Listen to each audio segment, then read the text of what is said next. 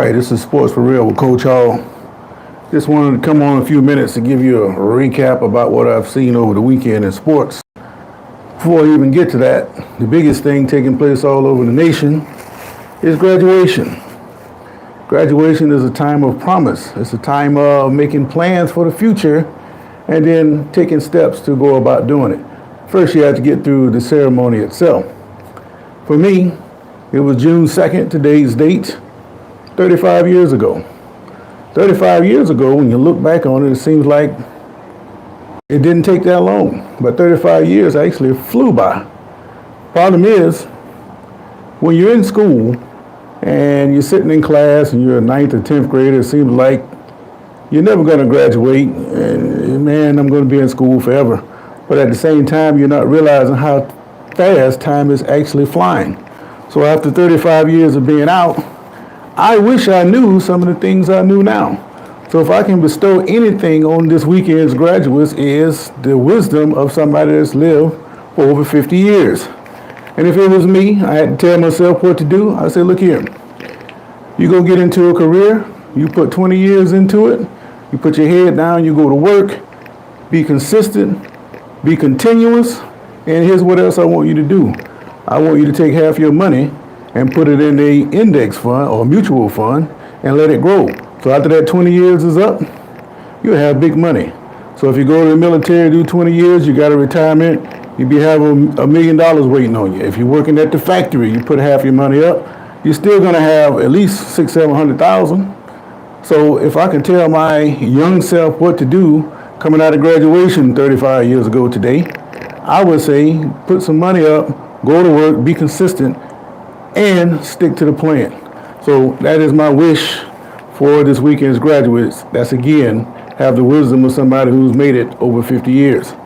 Now, when I say hard work, that's some of the things that athletes have to do to get to a professional level. It doesn't matter the sport. Take Deontay Wilder, for example. Here's a man that rose to the top of his profession. He was vicious. He had a 42-0 record. Then all of a sudden, his last 5 fights, he's going 4-5.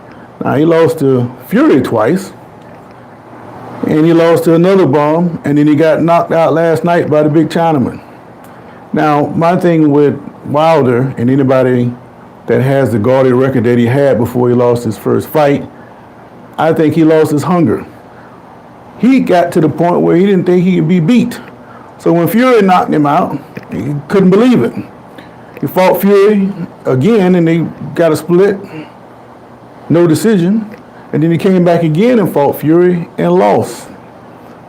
So now, where's his head? You go from somebody who is invincible to all of a sudden, you can't win a fight no more. Then the last fight, this Parker guy you fought, you wasn't into that. His heart wasn't there. And then last night, once you got hit, again it shows that your heart wasn't there. Well, what has happened, he has gotten typecast. Once you get beat, somebody's going to break that film out, and they're going to say, well, this is how this guy got beat. They're going to try to back him up, and catch him. And that's pretty much what happened to him last night in the 5th round. As he got hit, and he spun around, and he lost his bearing, and by the time he turned around, he got caught with the one that knocked him out. So this is the blueprint that Fury instilled the first time that he lost a fight. So my point about Wilder is this. You cannot go into a boxing ring and not be fully committed or have no heart, because this is a sport where you can get killed.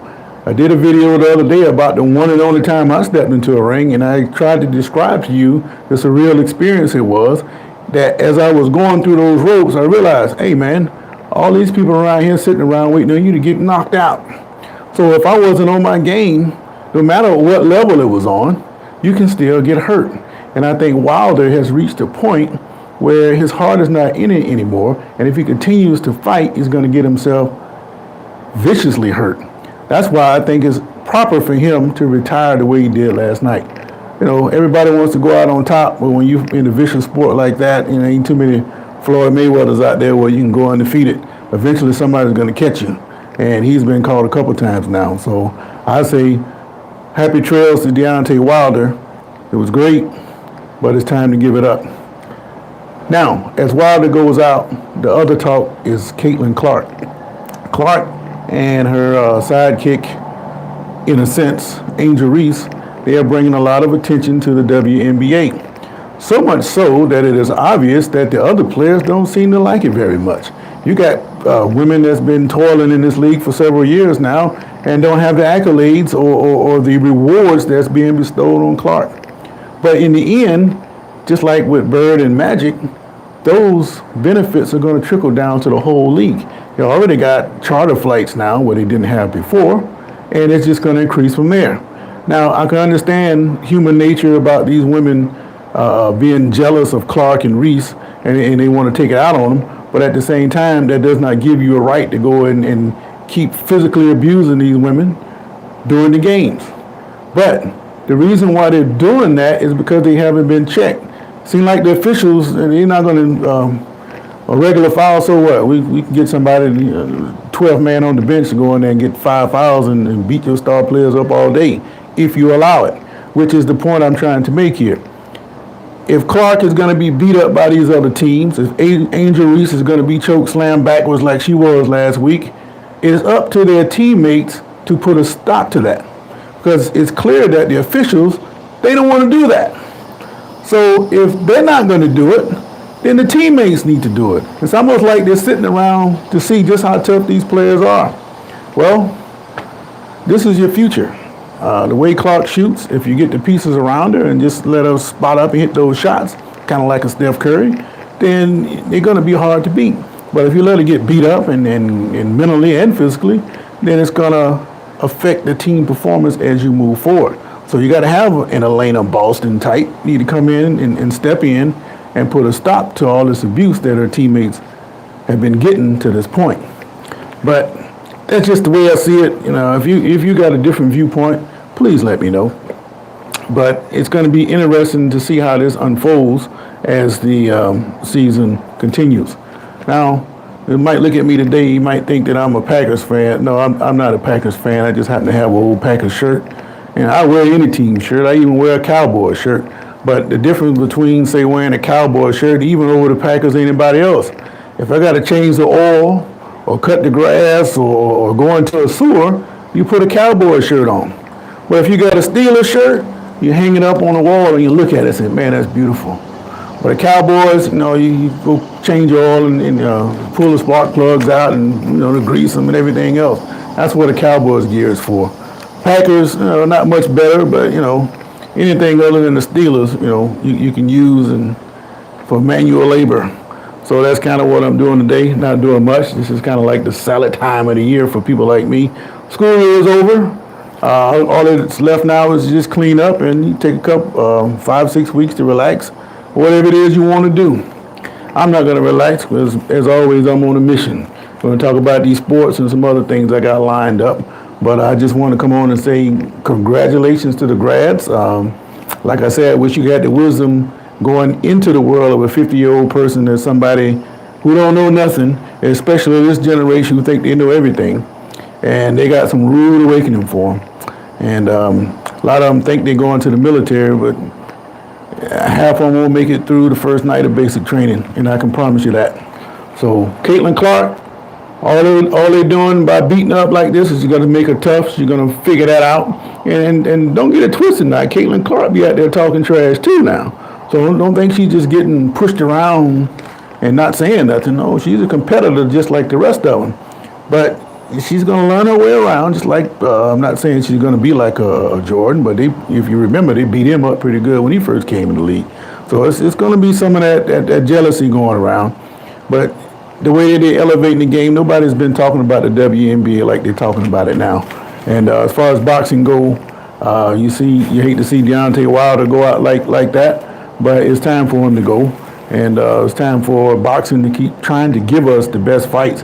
Because the history of that, especially in the last 15 or so years, they don't give us the best fights until a guy gets ready to retire and wants to make his career. So let me go fight this guy I should have fought when we were both in our prime and see if we can make something happen in. But at that point, the interest is kind of waning. But speaking of that, Tyson, I'm hearing he might be trying to pull out of the Jake Paul fight. Tyson kind of reminds me a little bit of Wilder. I think he can go out there and catch Jake early in the round. He pretty much get him out of there. But if the fight goes any kind of distance, then the young boy is going to have that strength on him and might turn into something we don't want to see. But I still think Tyson, being the wily vet he is, he find a way to get him out of there if, in fact, this is a real fight. Jake is a master not manipulator, but promoter or marketer. He markets himself well, and I'm thinking that maybe this is something along those lines. Maybe the fight's already fixed. But if it's for real, Tyson stands a chance to get him out of there early. But if he don't get him out of there early and it goes the distance, then that favors the young boy. But I'm hearing that Tyson, his health is not so good, and it might force him to pull out. And yet again, this is the reason why older fellows like Tyson, they're not going to get licensed by any commission. So he's risking it all anyway just by stepping into the ring. But like I said before, it should be a good fight if it actually is real and takes place. But at this point, it doesn't look like it. So until then, I catch you guys in the morning. This has been Sports for Real. Have a good rest of your weekend. We out.